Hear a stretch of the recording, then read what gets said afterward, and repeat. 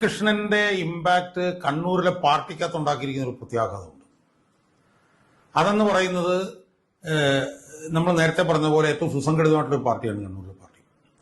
കണ്ണൂരിലെ പാർട്ടി തകർച്ചയിലേക്ക് പോവുകയാണോ എന്നുള്ളൊരു തോന്നൽ ഈ കുഞ്ഞികൃഷ്ണൻ ഉയർത്തിയ വിഷയത്തെ തുടർന്ന് മറ്റ് ജില്ലകളുടെ പാർട്ടി അണികളുടെ ഇടയിൽ ഉണ്ടായിട്ടുണ്ട്.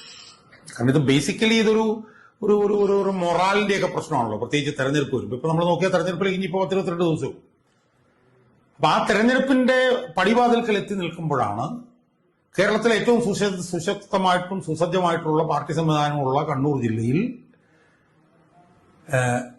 CPM-കാർക്ക് ഏറ്റവും കൂടുതൽ വൈകാരികമായി അവർ കാണുന്ന രക്തസാക്ഷി ഫണ്ട് തട്ടിപ്പുമായി ബന്ധപ്പെട്ടൊരു വിഷയം ഉയർന്നു വരികയും ഇത് ഉയർത്തിയ കുഞ്ഞികൃഷ്ണന്റെ നിലപാടാണ് ശരി എന്നുള്ളൊരു തോന്നൽ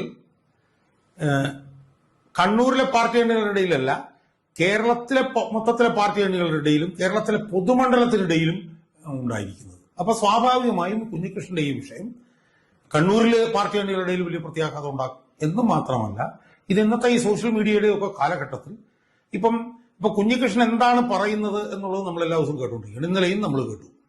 കുഞ്ഞികൃഷ്ണന്റെ പുസ്തകത്തിൽ എഴുതിയത് എന്താണെന്നുള്ളതും നമ്മൾ തിരുവനന്തപുരത്തിരിക്കുന്നത് നമ്മൾ നിരന്തരം കേട്ടുകൊണ്ടിരിക്കുകയാണ്. അപ്പൊ സ്വാഭാവികമായും കുഞ്ഞികൃഷ്ണൻ ദൃശ്യമാധ്യമങ്ങളിലൂടെയും സാമൂഹ്യ മാധ്യമങ്ങളിലൂടെയൊക്കെ നടത്തിക്കൊണ്ടിരിക്കുന്ന പ്രചരണം, അതിന്റെ ഇമ്പാക്ട് കണ്ണൂർ ജില്ലയിലോ അല്ലെ പയ്യന്നൂർ മാത്രമായിട്ടല്ല ഒതുങ്ങി നിൽക്കുന്നത്, കേരളത്തിൽ ഒട്ടാകെ ഉള്ള പാർട്ടി അണികളും പാർട്ടി അഭ്യുദയകാംക്ഷികളും ജനങ്ങളിലേക്ക് എത്തിച്ചുകൊണ്ടിരിക്കുകയാണ്.